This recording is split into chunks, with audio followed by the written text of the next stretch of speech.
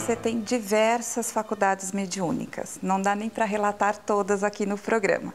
E você diz que a psicografia ela é mecânica atualmente, mas sempre foi assim? Não. No início, eu tinha uma sensação muito peculiar também quando falava. Eu tinha a sensação de ver as paisagens e não tinha vocabulário para vesti-las. Posteriormente, apresentou-se-me um espírito, que foi uma grande educadora baiana, a professora Amélia Rodrigues, e começou a narrar experiências da vida de Jesus. Posteriormente, ela começou a escrevê-las. Eu tinha a mesma sensação. Eu via as paisagens do que eu supunha ser a Galileia, de tal forma que, posteriormente, eu fui à região.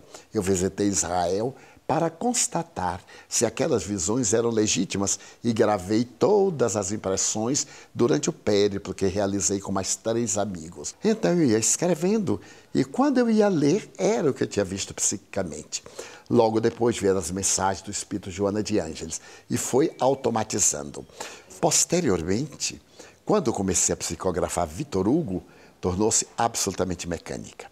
A partir dos anos 1970, porquanto eu escrevia sem ter a menor noção e sou capaz de, quando estou psicografando, conversar, podes colocar uma venda sobre os olhos, porque a mão não é colocada para disfarçar e ficar olhando por baixo. Também escrevo sem a mão nos olhos, com os olhos fechados. Normalmente eu tomo essa postura, como a maioria dos médiuns, inspirados no exemplo do apóstolo Chico Xavier, porque é uma maneira de apoiar a cabeça, é quase repousante. Mas eu me submeto ao teste de colocar uma venda nos olhos e escrever com tranquilidade, sem que haja de minha parte qualquer esforço, porquanto a mensagem vem sem que eu tenha ideia prévia. No Conselho Federativo Nacional da Federação Espírita Brasileira, onde eu vou há 30 anos, eu não assisto nenhuma das reuniões, para não ter no meu inconsciente informações. 10 minutos antes do encerramento eu compareço e naquele momento o venerável Espírito Dr. Bezerra de Menezes vem e dá a mensagem final, que é uma globalização sintética de tudo quanto aconteceu. Hoje as psicografias são automáticas. Eu consigo psicografar conversando. Naturalmente evito para poder sintonizar melhor e aprender, porque os espíritos recomendam que o médium deve tomar primeiro para si as recomendações do que para os outros. E como é a organização no mundo espiritual? Os espíritos se aproximam de você aleatoriamente, ditam suas mensagens ou existe um controle? Quando nós temos uma tarefa específica, há um controle. Aquele a quem chamamos o guia espiritual é o anjo guardião de todas as religiões. Ele conhece as tarefas que deveremos exercer para o nosso progresso, as provas que deveremos passar. E então eles programam quais as entidades que se vão comunicar.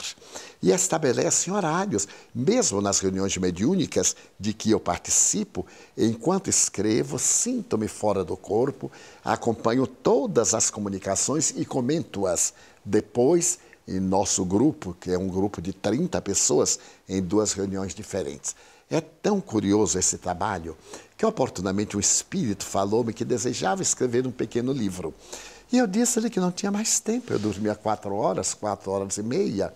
Tinha uma vida muito complicada, porque trabalhava durante o dia, viajava nos fins de semana. Mas que ele perguntasse a Joana de Ângeles. E ele perguntou à mentora, ela disse, bem, Divaldo pode lhe dar meia hora do sono. Quando o espírito falou, eu respondi sorrindo, mas assim eu virar um zumbi de não dormir.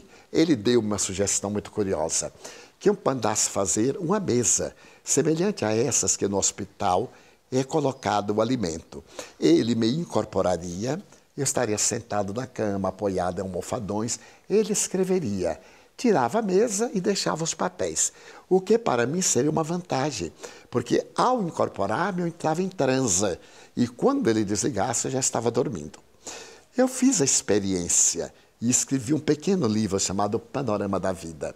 Achei tão delicioso que pedi para ele escrever mais um e ele escreveu Espelho d'Alma.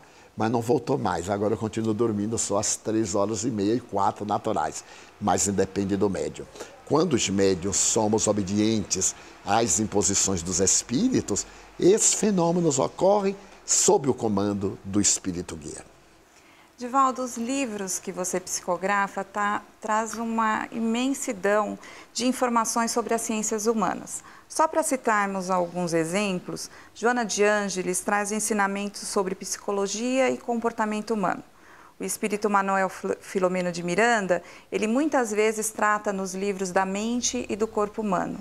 E a Amélia Rodrigues, ela aborda a situação política, social e econômica da época de Jesus. É necessário haver o registro dessas informações no seu perispírito? Não necessariamente, porque sendo a mensagem automática, ela passa pelo cérebro do médium e é decodificada pela glândula pineal e por outras glândulas do sistema endocrínico naturalmente, sem que os neurônios encarregados da lucidez tomem conhecimento. Sobre isso eu tive uma experiência muito curiosa. Quando eu era muito jovem, eu fui ao sepultamento de um rapaz cuja mãe frequentava nosso centro. E eu estava diante da sepultura quando terminei de dizer umas palavras, uma prece, apareceu-me um espírito. E ele me disse que havia sido um professor de fisiologia da Universidade Federal da Bahia. E convidou-me para ver o seu túmulo.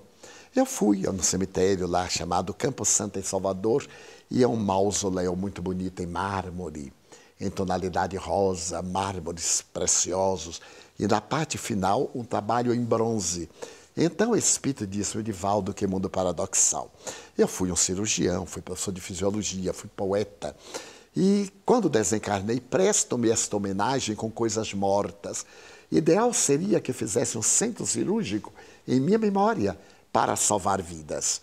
A partir daí ficamos amigos, e ele me apareceu para dar-me aulas.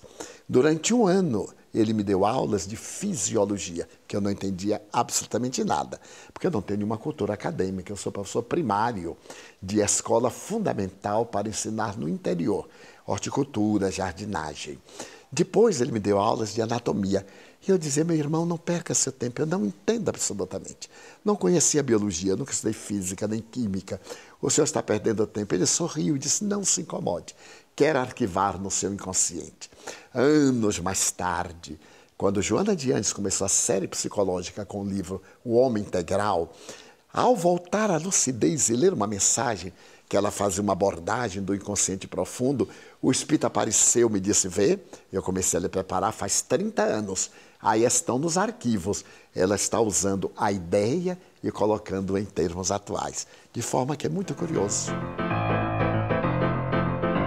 Conversando com Divaldo Franco vai para um rápido intervalo e volta já com o quadro Pode Perguntar. Não saia daí!